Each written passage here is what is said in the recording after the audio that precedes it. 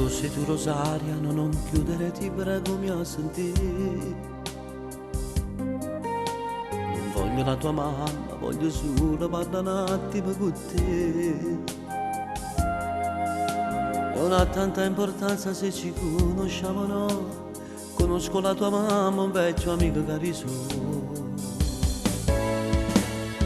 Adesso sei uscita, chiama tu, fra una mezz'ora e sarà qui.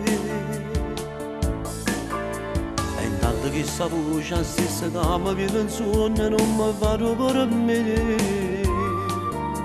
So che vai bene a scuola e che promosso tu sei stata. Come faccio a sapere tutte queste cose a sto momento vuoi sapere?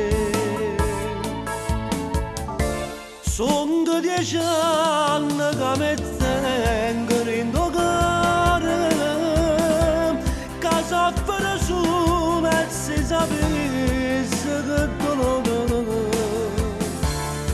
Avevo bene che per niente mi appartiene. Si scorro stessa sangue in te vene. Sono 10 anni che aspettavo sta giornata per spiegare che succede una notte vagata.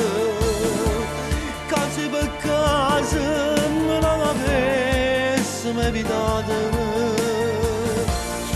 Certamente per noi non fosse mai nata, poi da nato nome, da cambiato identità, ma tu ne sapere che non è per a te, tu sei come a me, ma ci vuoi a papà, parla pure ma ricorda che ti ho DNA, tu sei figlia a me.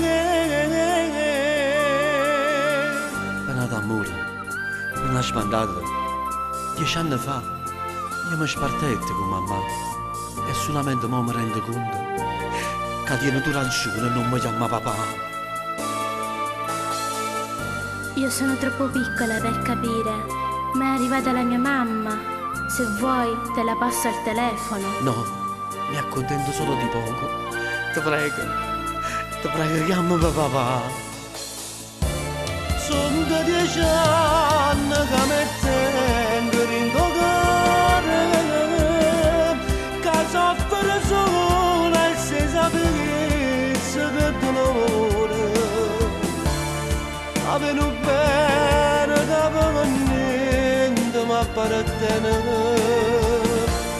Pure se scorro stessa